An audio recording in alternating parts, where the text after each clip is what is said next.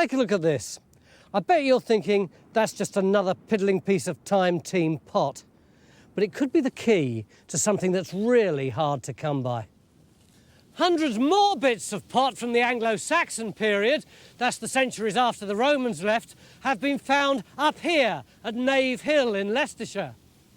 Could they be cremation urns? Is this an early cemetery? Or could this even be evidence of one of the rarest and trickiest of archaeological prizes, an Anglo-Saxon settlement? As usual, we've got just 3 days to find out.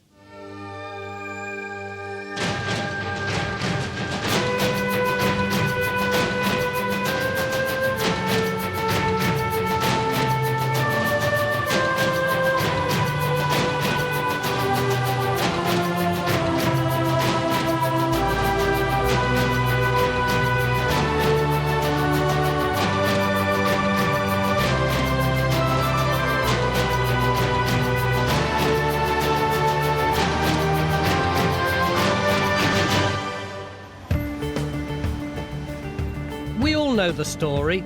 Roman Britain was a thriving, bustling place. But when the Romans left, a bunch of Germans came over, destroyed Romano-British civilization and introduced Saxon culture. Trouble is, there's so little archaeology that we don't know much about this time. That's why people call it the Dark Ages.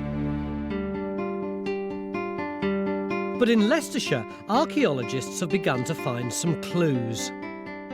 And one of their most promising sites lies here on Knave Hill in a rural part of the Midlands, 11 miles southeast of Leicester. Local archaeologists here have found hundreds of pieces of pot just lying on the surface. And crucially, one piece is decorated, pointing to the early Anglo-Saxon period from the 5th to 7th centuries. The good news is the sun looks like it's going to come out. Yeah. And we've got 300 manky pieces of pottery. Is that good news as well? I think that's very good news. We've either got an Anglo-Saxon cemetery or an Anglo-Saxon settlement, and I think my money would be on settlement. This isn't their picture? Yes, it's not terribly informative. This dark area might be settlement. What are we going to do with it? Well, we've got existing results of field walking, and these dark blue areas coincide with the areas where they found most of the pottery. And what we're hoping is that these actual concentrations are sitting over the top of Saxon buildings. Now, this one here, we're actually looking at it again, and then we'll put in a whacking great trench. How big? It's going to be 60 metres long by at least 5 metres wide. Why so big? Yeah, it sounds big, doesn't it? But it's really the minimum size. I mean, this is Archaeology, which is a very similar site that was excavated about 10 years ago, very close to here. You realise, well, on this plan, 60 metres, about that long, and plonk it there or there or there, you'd miss everything Anglo-Saxon. But the good thing about Archaeology is that this area of buildings and this one, they're on top of concentrations of pottery. So if we can find out exactly where our concentrations are, drop a trench down on them, we think we have a really good chance of being able to find our buildings. So we're going to stick a trench in and we're going to come straight down on an Anglo-Saxon building. Aren't you being a tiny bit Mary Poppins? If you think of the number of Anglo-Saxon sites we've dug on Time Team over the years, and what do we get? Stains in the ground. If we're lucky. Isn't this going to be another 3 days of hell? Well, what's the alternative, though? I mean, this is a pivotal point in our country's past, and we have a duty to investigate sites like this. This site needs investigation. The alternative is just to give up. I've found buildings like that, and every time I see one laid out in the ground, I get a tingle up my spine. Geophys get going with the huge task of investigating the hill. The aim is to locate the best place for a huge 60-metre trench. We're hoping that together the geophysics and pottery scatter will lead us to identify some post holes, holes in the ground that once held timber posts. These would have supported distinctive Saxon buildings, either halls or buildings called grub huts built over a pit. But before we even start digging, some amazing geophysics results throw a spanner in the works. Any joy, John? We certainly wow, have. look at that. That's very good. That is really exciting. But it doesn't say Anglo-Saxon to me. I thought the Anglo-Saxons liked circular structures. But we don't get ditches like that around either settlements or cemeteries, do we? I mean, look at this really large pit response. It's just possible that That could be Saxon. Could that be one of these sunken featured buildings? Could Well, it? that's what I was meaning. Right. Isn't this area here round where Phil wanted to put in his long trench? Yeah, no, my thoughts are maybe shorten it. Yeah. You could do 35 metres, take in the enclosing ditch, and look at some of the features inside, see what the date is. I mean, after all, part of our job is to characterise what's on the site. So if it's Anglo-Saxon and it's Iron Age as well, we need to know that. So this could be Saxon, but it could also be much earlier, from the Iron Age, the centuries before the Romans arrived. Phil opens a trench that will cross this ditch and, critically, the area of high concentration of Saxon pottery finds. Oh, yeah, look at that, man. That looks like a post hole, doesn't it? Well, What's that? I want to clean this up, but I think it's a bit of decorated Saxon pottery. yeah. Yeah. To a non-pottery expert, when I do that, that feels like stone Oh, to you me. might be right, actually. Yeah, that's stone. Phil's understandably cautious about anything he finds because we don't have a great track record of locating Anglo-Saxon settlements. In Langorst, we were looking for evidence of an Anglo-Saxon community. There's nothing really. So no bank, no ditch, no structures at all. We're dealing with a hedge then. We're basically a hedge line. OK, right, well, we'll obviously stop there, I Great. think. In Hartlepool, we opened up 7 trenches in search of an Anglo-Saxon nunnery, but found no signs of any structures. So you've had a good time, but we haven't found anything. We've had an amazingly challenging time. We had a lot of fun, but no, we haven't found anything. But in Eastry, after 14 trenches looking for a Saxon palace, we thought we'd finally got something. Tell me if this is evidence of a Saxon community. There's some comfort that other archaeologists haven't done much better. There are only 8 fully excavated Anglo-Saxon settlements in the whole of Britain. Mick, why is Anglo-Saxon archaeology so hard to find? Well, I think it's because at that time there's not as much pottery around. Some parts of the country there's none at all. And the whole material culture doesn't have as much metalwork, you know, it's not as much bronze and stuff like that. So it's very difficult for archaeologists to find. And of course, the buildings are built of timber. So when they rot away and disappear, it's not like Roman buildings, the stuff's not there to be found. So it's much more difficult to find the stuff. And you're very optimistic about this place. Why? We are very lucky here in Leicestershire and North Hampshire that the pottery survives on the surface. So, you know, from the field up there this morning, I've picked up that amount of material, which is probably more than you've seen in your whole career in Somerset. I'm absolutely green with envy, you see, because we don't get as much of stuff like that down our part of the world. Here, you've got a whole sequence of things. Yes, we've been at it for 30 years round here, and it is like fairies. You've got to believe before you find it, because this stuff is the sort of stuff you can walk over so easily. You know, but once you actually believe it's there, people find it. You probably know more about the Anglo-Saxons around here than anybody, and yet you're very excited about this site, aren't you? It is a particularly big one. You know, this could be some sort of estate centre, but really, it could be, but we Please, guys, don't use the P word. If we start looking for a palace, we'll be here till Christmas and we won't find one. For a moment, let's just bask in the glory of all that fairy dust. But there is the possibility the finds didn't come from buildings here. Saxon pottery can also come from cremation urns, so there may be a cemetery on the hill. The Anglo-Saxons buried people fully dressed in the ground, but also they burnt them, put them into pots, and then buried them in the ground. And if you can imagine a funeral pyre up here, you would see it literally for miles around. It would be a really spectacular thing. So it looks like we've found a good place for a Saxon cemetery. So this will be our first target up on top of the hill if we were looking for evidence for a cemetery? I quite like that idea personally, yes. Saxon cemeteries are often discovered by finding metal goods in the burials, so metal detectorists get going on top of the hill. Oh, look at that, yeah. We might well have one coming in there. Yeah. Meanwhile, back in Phil's trench... Fantastic. Oh, wow, that. Oh, yeah, look at those big, burnt those up big, there as well. big lumps of charcoal. Yeah, that's it. We're in the money. I think we are. I think we are. 2 post holes in a line, that's a building. Well, I think that might be a... Oh, what's that? Go on then, what's that? How old is it? Oh, it's a rim as well, look at that. Oh, yes. Oh, that's beautiful, look at that. How old? Well, it's early mid-Saxon, so what, you know, 450, 850. Wait till Tony hears this. Eddie was so sceptical as Yeah, hell this morning. He's going to eat some humble poyetto oil if they have anything to do with it. Incredibly, on day one, we've hit Saxon post holes, dated by pottery in them. If they are from a building, it suggests there's a Saxon settlement here. And we now think the pottery must have come from a settlement, not a cemetery, as metal detectorists haven't unearthed any metal grave goods. It's not long before Phil uncovers even more post holes in the ground. Phil, you've got lots of little white flags. Have you found something? It's a row of post holes, Tony. We've got 1, 2, 3, 4, 5, 6, possibly a 7th, all in a line. And 1, 2, 3 of them have got enormous sherds of Saxon pottery in them.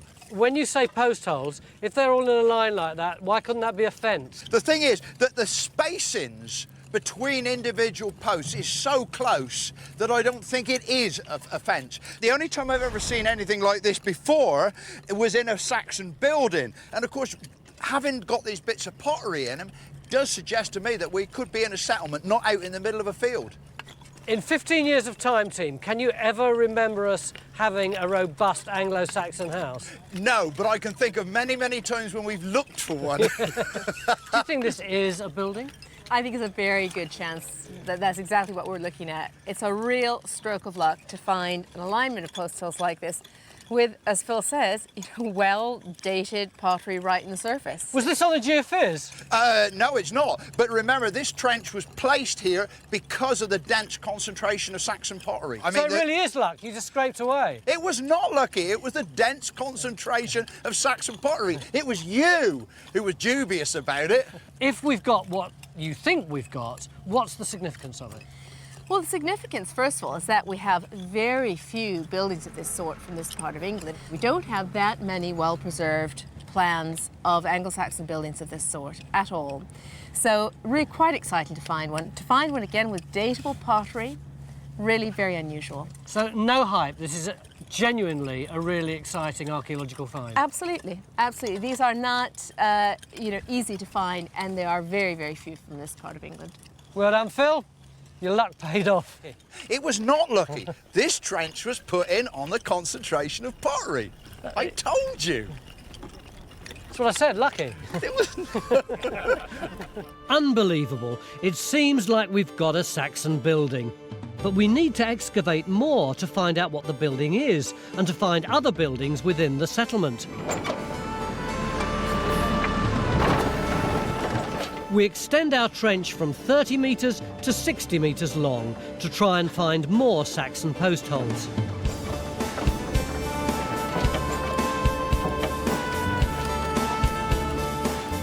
As day one comes to a close, there's a huge effort in the search for more dark stains, in the hope of identifying a whole Saxon structure. But then something else appears in the ground. This morning I was incredibly pessimistic about this site because whenever we've looked for an Anglo-Saxon settlement before, we've never found anything that I've found very interesting at all. But already today we've got these 6 or so post holes that indicate a major building. And now look at this. It may look just like a stain to you and me, but the archaeologists are saying that this is a grub hut, one of those big buildings with a big pit underneath it. So already this has turned out to be the best Anglo-Saxon settlement site we've ever had. Tomorrow can only get better.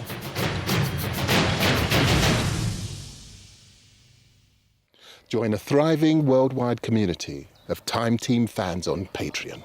Our new target is to reach 15,000 worldwide supporters on Patreon by the end of 2025. This will enable us to continue expanding the Time Team world with more digs and greater access than ever before.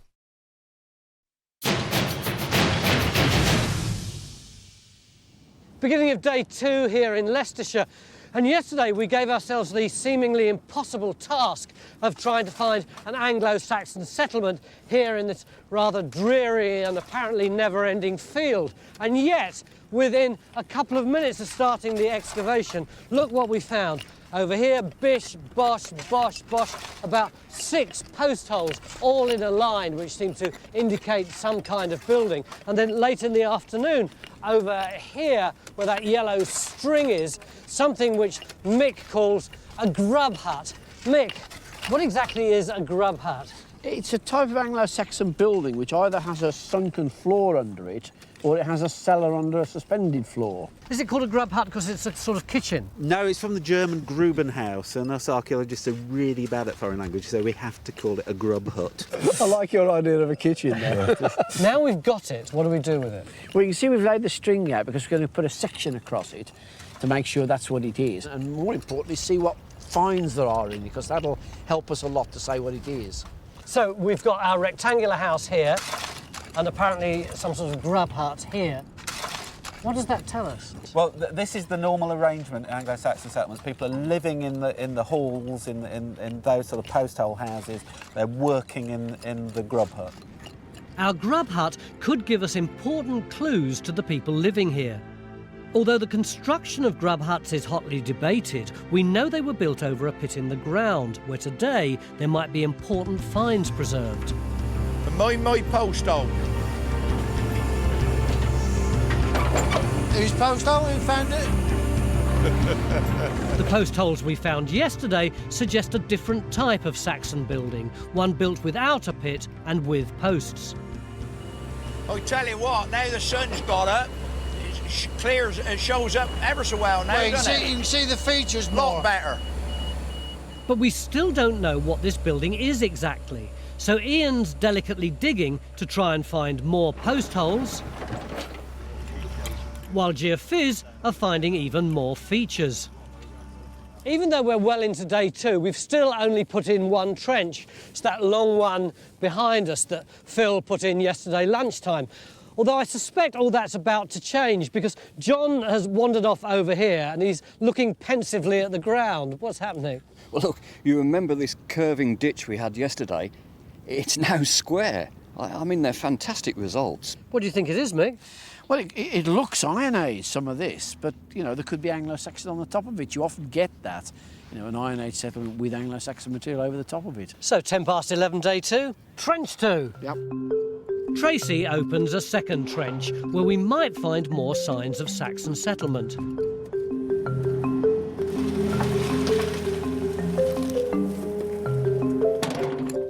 We can't tell from a building whether it was incoming Saxons from Germany living here or native British who adopted Germanic architecture. But the hill itself might give us a clue.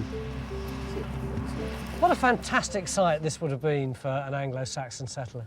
I think it's a bit drafty, to be honest. I think I'd rather be down in the valley bottom. All right, it wasn't a fantastic place for them to live, so why did they live up here? In the Iron Age, there were people living up on the tops of the hills, down in the valleys as well. Early Roman period, we find that progressively the sites on the tops of the hills disappear and the settlement is concentrated down in the valley bottoms. And then there's a whole new set of sites that come back up onto the uplands again. So do you think they're different people on the top of the hills then? I think perhaps up here we might actually be seeing the incoming Saxons on these hilltops, on these defensive sites, you know, slightly edgy places where perhaps newcomers into a countryside where they don't know what their welcome is might well finish up. Eventually, the Saxons interbred with the native British. And today, it's possible using DNA to investigate whether someone's ancestors were incoming Saxons. We've commissioned a test on our own Phil Harding. He's got a Saxon-sounding surname after all.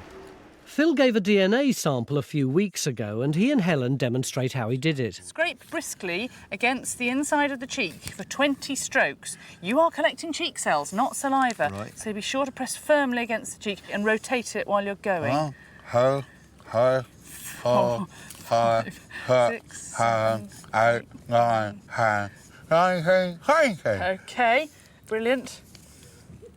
And that one goes in there too. Is that it? Not yet, no, Oh. no. Seal the packet with tape and write your name in the box. We'll find out about Phil's ancestry tomorrow. We'd been hoping we'd find even more of the Saxon settlement on the slope of the hill. But there's no sign of Saxon structures. But with geophys continuing to cover the field, it's not long before another target appears. Look, we've got crikey, lots of stuff, actually. responses, Yeah. and these look quite interesting. Whether they're small enclosures, pits, it's got to be worth trying to date these. So have you got a likely place that you'd like us to look at there? Well, I think if we went into that sort of corner there where we've got a ditch turning. OK, well, let's mark that out and let's get a hole in and see what it is. Keep our fingers crossed it's Saxon. So Tracy and Ian move to open Trench 3 near the top of the hill.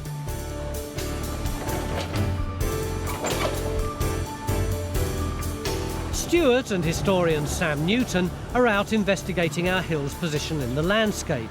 There are Saxon-named villages around our site called the Langtons.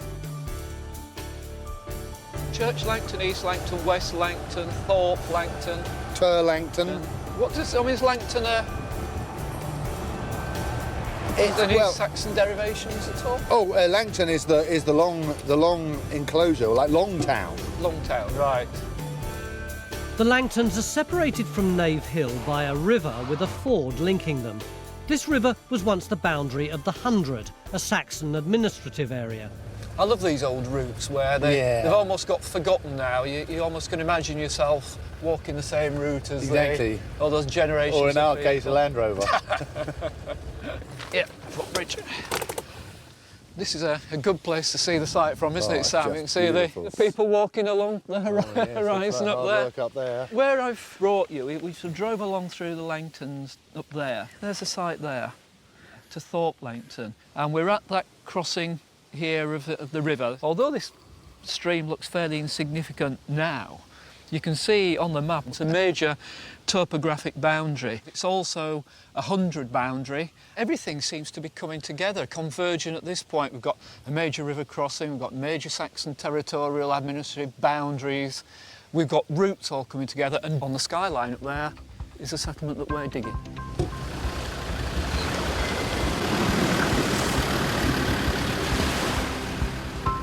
So the river was a boundary in Saxon times. Routeways led to the ford crossing, from which the hill occupied a prominent position, suggesting an important site. And on the hill, Phil's revealing more evidence of a Saxon structure. Cracking post hole, this one, Jackie. What's yours shaping up like? Well, it's not the same shape as yours for a start off, but which might be a good thing. Yeah, it's not as deep as that. I think I'm getting close to the bottom here, but it's really horrible stuff down the bottom. I'm not entirely convinced I'm quite there yet. It's very, very mixed material. The other thing too about them is the size of them. They're much, much bigger. Look at that! Look at that third one there. Yeah, they're quite substantial, aren't they? They got to be structural. Either that or it's a damn big fence. This ain't a fence. Not very likely, is it? Not only that, if it was a fence, you'd expect to see it running on in both directions. Yeah. This is a discrete set of post holes. I'm sure it must be one side of a building. Yeah. So, not a fence, but a wall. But we still need more evidence to be sure there was a Saxon settlement here. And at the far end of Trench 1, Matt's just beginning to unearth something.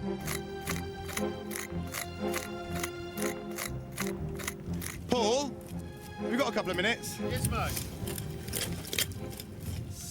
I'm just half sectioning this bit of pit that's coming out. Oh, fantastic. And yeah, there you go, let's get that.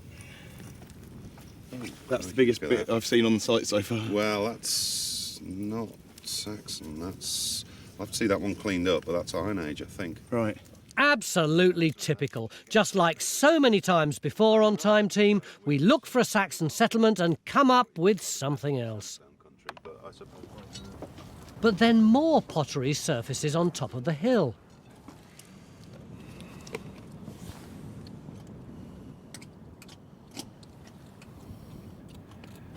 Ooh,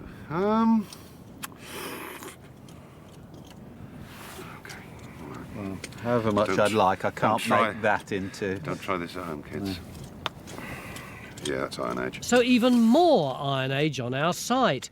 Evidence of people living here over 500 years before the Saxons even arrived in England.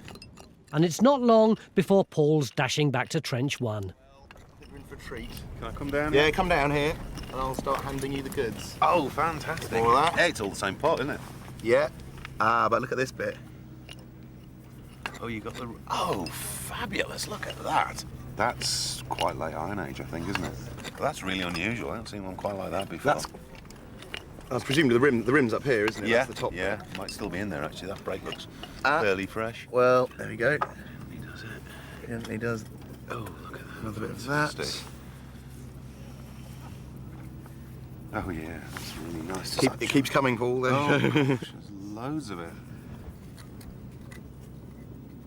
And some more. Oh, yeah, it's all the same pot, this. It's all the same vessel. There's a break in the scoring there. Yeah, Is that yeah, deliberate? Is that part of the yeah, decoration? could be, you yeah. think? It's all the same vessel, definitely. Yeah. We can see if we can Some of these are really big. I mean, some of these scored were jars. We're talking about things like maybe this high. Oh, really? You know? Oh, yeah. Oh, yeah. Ah. There's the rim. Is that the same vessel? Oh, no. Oh, sorry. what's that? It's a bit of stone. Oh, it is, yeah. Oh, it's a big one, isn't it? Yep. Oh, my God, fantastic. it's going on and on. Look at that. Ah. Oh, gosh, Beautiful. that's fabulous. Now, that wasn't quite the rim I was expecting. That's fabulous. There you go. There it is, yeah. That's What do you make of that? magnificent. Well, again, it doesn't look wheel thrown, does it? It's beautifully made. Yeah. So, great finds we'd be proud of on any dig. And the geophysics results keep leading us to fascinating Iron Age features. But these results and finds aren't helping us find the Saxon site. And in our quest for a Saxon settlement, there's another surprise. The best part of 8 hours ago, you said that they were going to start to excavate this grub hut. Yeah. Well, they don't look like they've done very much. No, they finished it. You're kidding? Yeah, but it's not there. There isn't a grub hut? There isn't a grub hut. You're joking. No, I mean, we saw this rectangular stain, and the guy that's dug a lot of them locally said, yeah, he thought it probably was that. But when we emptied it, you see, it's only about 6 inches deep, and it's actually over the top of a late Roman ditch. So it's not a grub hut at all. We've lost that. I can hardly hear what you're saying. My head is ringing with guilt after I bigged up this idea that we got the greatest Anglo-Saxon site we'd ever found. Well, we may still have, because you remember the posts over here? I do. Well, this is the row here, look. We've Oh, been they've come finding on, haven't these. they? Yeah. What about this one here? This is huge. That's produced Anglo-Saxon pottery as well, and that may be the doorway through the side wall of this building. Could be the doorway of a fence. No, because if you come here, which might be the corner post, you can see there are other post holes going off at right angles to this row. One there, yeah. Yeah, and we're working on the basis that these buildings are often sort of 4 metres wide and 10 metres long. And then you see Phil's working at the top end there on what might be the corner post 10 metres away that way. Phil, does that look to you like a corner post? I've definitely got a post hole here, Tony, but whether it's the corner, that I can't be sure. You could remember, it could even be longer, this building. Blimey. But the problem is, you see, we've got a big area that we haven't dug there, which is where the side wall will be if it goes up that way. But it ought to be 1, 2, 3, 4, 5, 6, 7, 8, 9, 10. So we ought to find the other post somewhere around here. That's right. So that would be the side wall, that would be the end wall. And if we find another post here, then we could have our very first Anglo-Saxon Hall. Absolutely, yeah. Yes, bring it on. As day 2 comes to an end, an entire Saxon building seems tantalisingly close. But one Saxon building doesn't make a settlement, and we don't have the second structure we thought we had. I don't think I've ever known a trench with more highs and lows in it than the one behind me. First of all, we were incredibly sceptical, then we found the post holes, then we found a grub hut, then we lost the grub hut, then we thought that the post holes might be a building, and is that building an Anglo-Saxon hall? Well, we'll know that if there are more post holes underneath where the machine is currently working, and the archaeologists start work there tomorrow. If you'd like to see more episodes like this, you can make it happen. Our new target is to reach 15,000 worldwide supporters on Patreon by the end of 2025. This will enable us to continue expanding the Time Team world. Enjoy front row seats for the greatest show on Earth and under it. Beginning of day 3 here in Leicestershire, where we're looking for an Anglo-Saxon settlement. We may have a rare Anglo-Saxon hall here, but we won't know till the archaeologists have discovered whether or not there are any post holes in this bit. But apart from that, it's been a dig of real highs and lows. We thought we might have a grub hut here, but then that kind of disappeared on us. We thought that we might have the Anglo-Saxon settlement. Come on, Richard, up you come. But when we looked closely at this geophysics and started to excavate it, all we found was Iron Age stuff. So, Mick, come here. Where is this settlement? That hall wouldn't have been stuck up there on its own, no. Perched at the top of a hill, would it? Extremely unlikely it's on its own. It would have been with others. So where's the settlement? Well, I think it probably is under the scatter of Anglo-Saxon pottery. Remember, we started by picking this area because it was one of the densest areas of Anglo-Saxon pottery. The other densest area is in the field next door, so there's probably, you know, a row of buildings all down the ridge. Yeah, but hold on. We've got a big scatter here, we've got a big scatter in the next field. Yeah. The gap between it is frankly huge. That's right, that's right. So we can only strip part of that area in the time that we've got. So what are we going to do? Well, I think we take a piece, we take a strip along the top of the hill where there is pottery all across the top of the hill, and also along the top of the ridge is a very good site for these buildings, and we strip an area along there and hopefully find the post holes underneath. But with one day left, that's going to be an enormous amount of work. It is, but we've got a lot of people here who are free from all the trenches that have been dug. We've got some new people coming in from the Hallerton group anyway, so we'll have enough people to do that. Our chances aren't great of finding anything. No, no. I mean, if it's there, we find it. If it's not, well, you know. But if there's a haystack and a needle, Time Team always knows how to extricate it. I can never say that word. Not content with finding one rare Saxon building, with just one day left, we're determined to find more of the settlement. There should be more buildings somewhere. Other Saxon settlements have had dozens. So Rakshar opens Trench 4, where there was a high concentration of pottery finds.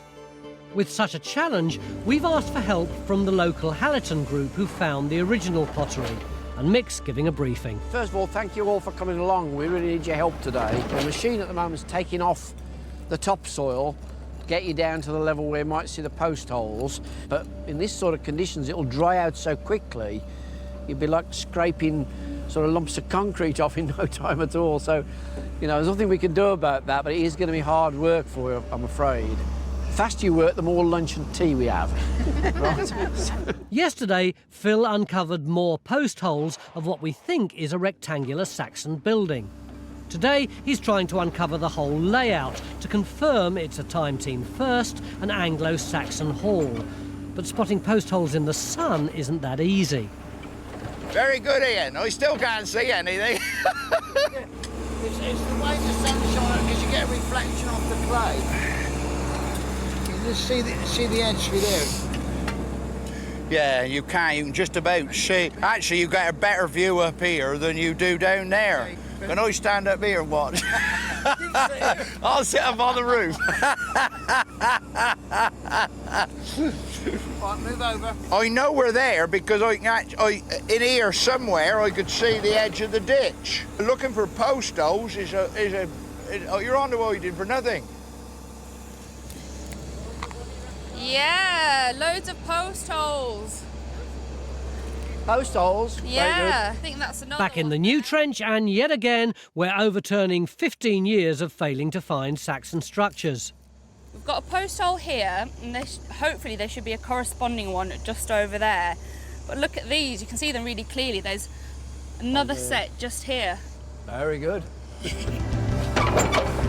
Rakshaw's post holes are evidence of another building.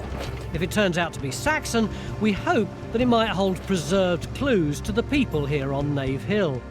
And Stuart and Sam have found more reasons why people would have settled here.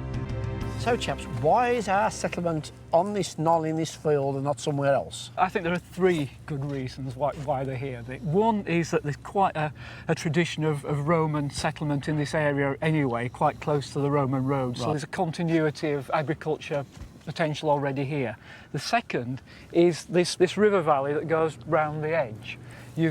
Obviously you've got a source of water there. Yeah. You've got really rich alluvium, so it's good for arable. So it's good farmland. Good farmland, basically. Yeah. And the third very good reason is that you're on a high, dry ridge here. Given the context of flooding these days, it won't flood. So it's a very, very simple reason why they're here. But if that's the case, why isn't there a village on there now? Then? Because you know, all around question. I can see villages on the, but on this knoll here there isn't a church and village green. We've got Langton here. We've got Church Langton's tower there. You can see a spire which is Tur Langton. Yeah. These have all become modern villages. Yeah. Well, they're all that side of the river. Yeah. That's a different 100 in the Saxon period. Right. This is the administrative area. That's right. We're in another 100 now, and on this side we've got one settlement in this parish which is over that hill over there called Staunton Wyville. Yeah. And what seems to have happened is that this pattern of dispersed little farmsteads have effectively been wiped out and the communities brought together into one.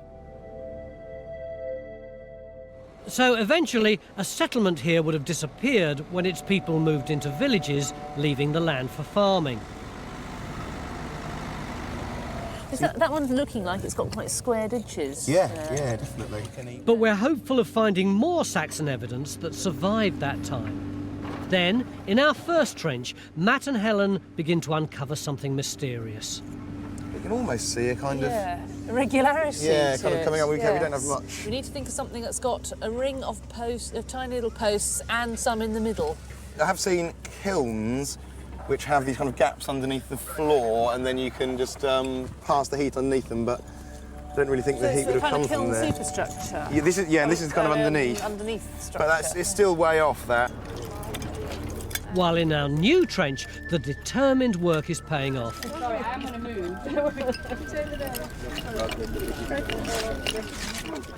These bottoms don't belong to the Time team, they belong to the Hallerton group, who are the people who found the Anglo-Saxon pottery here when they were field walking. And we've put this trench in to see if we can at last find our Anglo-Saxon settlement. First signs are good. They think they're starting to find some post holes, but are they Anglo-Saxon, Mick? I think they probably are, because from over the top of them, in the topsoil, we've got a lot of bone. OK, that could be of any date, but we're getting Anglo-Saxon pottery sherds as well. We've just got this Anglo-Saxon knife come out. A knife? That's a good find, isn't it? Yeah, I mean, it's the sort of thing every Anglo-Saxon would have carried with them, you know, as a domestic item. So I think it's looking really encouraging at the moment. Things are looking good again. At last, we're finding the everyday things that the Anglo-Saxons would have used. And crucially, the finds show the post holes must be from a Saxon building. We think there'd have been even more buildings here in Saxon times, spread over the hill. And on top of the hill, Tracy's been investigating geophys anomalies to see if they're Saxon or Iron Age. Having found an Iron Age ditch, now she's got pottery. How have you got on then? We've got late Iron Age pottery, but we've got early Roman as well. Oh, right. Things like that. Well, that's rather nice, isn't it? It's nice, wheel thrown. So, Roman and Iron Age on top of the hill, but no Saxon site at all. There's also been lots of Iron Age pot in our first trench, as well as a strange feature Matt and Helen uncovered. Wow, this is pretty spectacular, Paul. What is it? It's a bread oven, as far as we can tell, Tony. Well, why are there all these holes in it? Well, you've got the solid clay base, and there would have been a dome over it to keep the heat in, so the holes are where they would have stuck wooden poles in the ground when they were building it to support the clay dome. And of course, once the clay's dry, you fire it, it fires the dome, it goes hard, and all the wood burns out. Anglo-Saxon? Iron Age. What about all this lovely pottery? Is that Iron Age too? It is, yeah. It's not actually from the oven. It's from a feature nearby, but the oven is the same date as well. What do you think it is? It's a big storage jar. It's absolute beauty. How big would that have been? Probably about that sort of height. It's very typical of the latest Stone Age pottery we get around here. It's beautifully decorated, isn't it, with all these comb markings. Oh yeah, very nicely made, yeah. But don't you find it frustrating, Mick, that we came here looking for Anglo-Saxon and we keep bumping into Iron Age stuff? Well, not really, because you often get the two on the same site. You know, we often find Anglo-Saxon sites because we're looking for an Iron Age site, because we can see an Iron Age site on the geophysics because of the ditches and on the aerial photographs where features show up. Why do you get them in the same place? It's mainly because it's the same sort of economy. It's a subsistence economy. These are farmers who've got to produce all that they need from their own patch of ground. And that's true of the Anglo-Saxon period, it's true of the Iron Age. The contrast is with the medieval and the Roman period, where you can always nip off to the marketplace and get what you can't produce. These chaps have got to produce the same, all their own materials from the land around, so they tend to go for the same type of ground, the same areas. And in our search for traces of the Anglo-Saxons, our last trench keeps on giving. We've only got a few hours left, and people are working frantically hard in this trench. Raksha, anything else come up? Well, we've had a great flurry of activity and we have evidence of occupation here. Go on. See this red patch around here? Yeah. That's evidence of burning. And the question is it a hearth? We don't know. We need to investigate that. I know we don't have very much 2 time. hours! 2 hours! So not just another building in our Saxon settlement, but very rare evidence of Saxon occupation. But just how many people gathered around fires on Knave Hill? One thing that seems blindingly obvious about this landscape is that there are hardly any people in it. Would it have been the same in Anglo-Saxon times? No, there were a lot more people in the Anglo-Saxon times. Maybe there were up to about 100 people on this site alone, and then we've got all sorts of other sites up the valley. I still find it hard to believe what it would have been like with 100 Anglo-Saxons living just down there. Do we know from the documents what they might have been doing? Well, we know for one thing from the language and the poetry that they really knew how to have a good time. And we know that as a primarily agricultural economy, the agricultural year would have been punctuated with the festivals, with great parties. So Anglo-Saxon life wouldn't have been as bleak and horrible as the phrase Dark Ages leads us to believe. Absolutely, yeah. The Dark Ages is really a complete misnomer. They were prospering in a very rich agricultural environment. Now, the word celebration was certainly one they knew a lot about. These party-loving Anglo-Saxons have left their mark on the modern population. And several weeks ago, we submitted a DNA sample from Phil Harding to investigate whether he's descended from Saxon immigrants or the native British. And on our catering van, we've had a sweepstake as to Phil's ancestry. Phil, come here. You got the results? Your DNA's come. You look a bit nervous. Well, there's a sort of certain element of trepidation, really.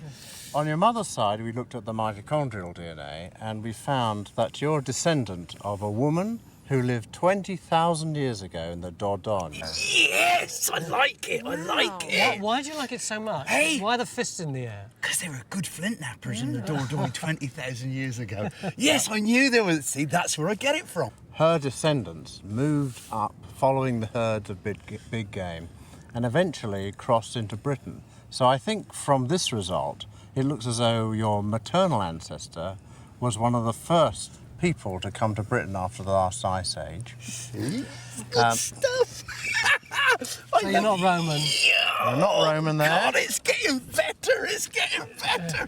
Oh, it's got the male side to go. So that's on the female side. So far, We've so also good. looked at your Y chromosome, which is coming down your male side. You got it from your father, who got it from his father, and back and so forth. Tell me it's Roman. No, no, it's... And there's a very clear signal in some cases of Roman Y No, chromosome. you're not having but me. not in yours. Not in yours. Yeah. Which makes you a Celt. Well, I damn. You're positively prehistoric. It seems Phil couldn't be more British if he tried.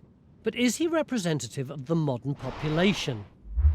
The genetic bedrock, if you like, of the whole of Britain and Ireland is Celtic. The Saxons and the Vikings really only contribute up to 10-20%. So they were the sort of basic sort of invaders then that settled in amongst the Celtic people that were already living and they here. didn't displace them. They didn't push them off into Wales and Scotland, as a common myth says. They didn't kill them all either. They just Come on, mixed in. the Celts weren't here from the year dot. You were an invader too. But we were amongst the first people to colonise it. You've heard what he's just said. Certainly on your mother's side, that's almost certainly true. Yeah. So the land belongs to you, eh? Does it? Yes. There's a few flies in your jam pot, Yeah. Get off my land. If you want to know more about DNA and your heritage, visit the Time Team website. Phil's ancestors were here when the Saxons arrived with their distinctive Germanic building designs. And after finding even more post holes, we can finally begin the job of recreating the building we've found. Now here, on this side, you'll notice that there are these two post holes. So Phil's showing the layout off to our designer, Raysan. And we think this might have been more likely where the doorway comes in, so that you could actually come in and your wall line might even be somewhere slightly inside of that. And that's on an east-west axis, is it? The actual main building is east-west, yeah. 15 years and at last we've got this, Time Team's first Anglo-Saxon Hall. Phil, are you now absolutely confident that we've got our Anglo-Saxon Hall? Absolutely confident, Tony. In fact, I'm so confident that I decided to stand in the middle of it. Doesn't it make you feel chuffed that after 15 years, we've finally got one? It's been worth the wait, though, hasn't it, eh? Not half. And just when we think our site couldn't possibly deliver any more... I don't know what the end's going to be. It's quite extraordinary, that. Well, it's so well fixed in. But look, can you see? That's definitely been polished, look. Do you know, is that bone or...? It could be bone. It's very dark. I think it's a needle. There's one very like that from Kettleby. There we are. Oh. Oh, wow. Oh, look, it's got a little perforation on one end. No, it's one of those big needles. So what would they have used that for then? Well, something coarse, something like nets or something like that. I'm Like guessing. fishing nets? Yeah, that's Yeah, because that would go quite well, wouldn't it? Sort of winding through those Yes. nets. As day 3 comes to an end, we found a preserved piece of early Anglo-Saxon life. Archaeologists in Britain have found very few buildings and settlements from the so-called Dark Ages. But at Knave Hill, Time Team have found 2 extremely rare Saxon structures. They'd have been nestled within a substantial community where people lived and worked, leaving us a few precious glimpses of their lives. Raksha, has this trench come up to expectations? This trench has been nothing short of fantastic. We know that Saxon people lived and worked here in the 7th century. We have pottery dating to that. And also, out of one of the post holes, we found this fantastic bone needle. What a lovely way to end the dig. The Anglo-Saxon period is one of the most important times in English history, but the archaeology from it is frustratingly hard to find.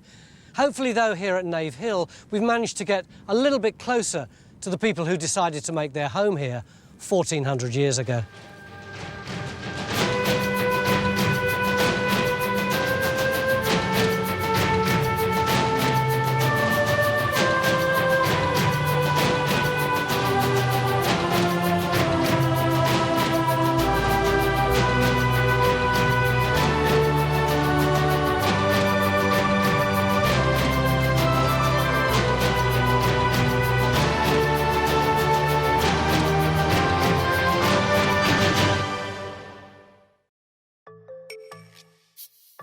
Join Time Team on Patreon to access exclusive 3D models, masterclasses and behind-the-scenes insights.